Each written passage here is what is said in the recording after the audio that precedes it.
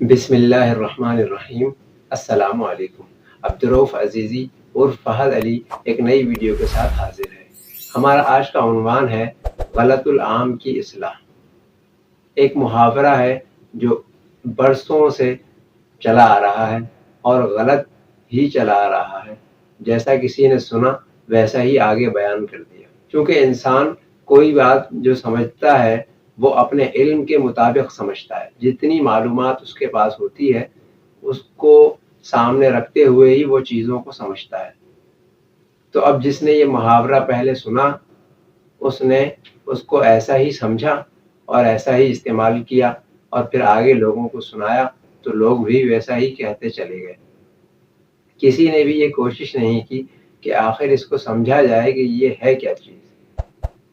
تو آئیے اس کی طرف بڑھتے ہیں کہ وہ کیا ہے۔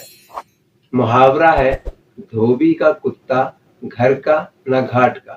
برسوں سے ہم اسی طرح سنتے اور کہتے چلے آ رہے ہیں، اور میں نے کافی دفعہ اس پر غور کیا کہ کتا کا لفظ یہاں پر کیوں استعمال کیا گیا ہے۔ دھوبی کا کتے سے تعلق، اس میں خصوصیت کیا ہے کہ کتا ایک ایسا جانور ہے جسے کوئی بھی پال لے تو وہ اس کے پیچھے پیچھے ہی رہتا ہے۔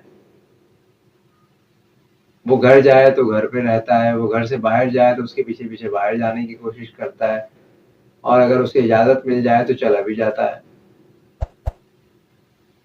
تو اس میں دھوبی کی کیا تخصیص ہے کہ دھوبی کا کتا؟ بہرحال یہ معمہ حل نہیں ہو کے دیا۔ آج کئی برسوں کے بعد میں اس نتیجے پر پہنچا ہوں کہ یہ محاورہ ہی غلط ہے۔ محاورہ دراصل یوں ہے، دھوبی کا کتکا گھر کا نہ گھاٹ کا۔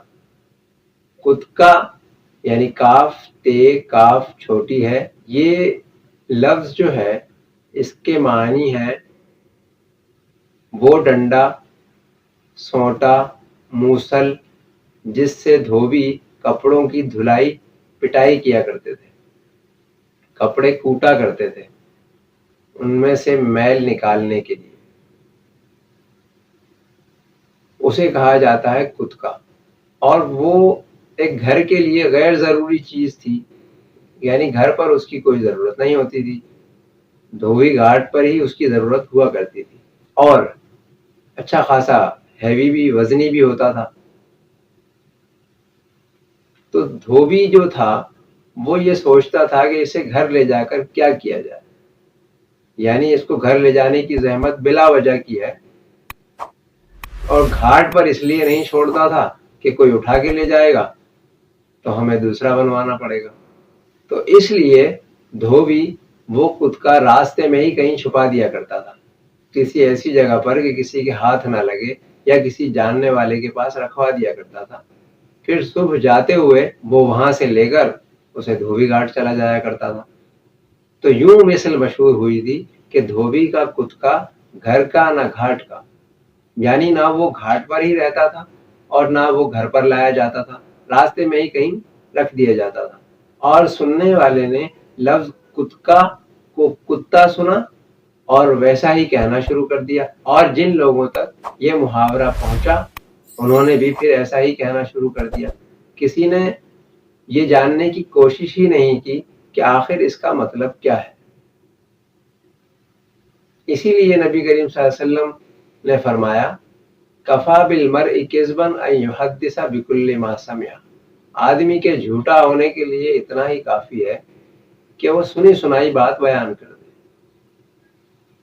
سنی سنائی بات ہرگز بیان نہیں کرنی چاہیے جب تک کہ اس کی تحقیق نہ ہو جائے، تو پہلے تحقیق کر لینی چاہیے۔ بہرحال یہ آپ لوگ سمجھ گئے ہوں گے کہ اصل محاورہ کیا ہے۔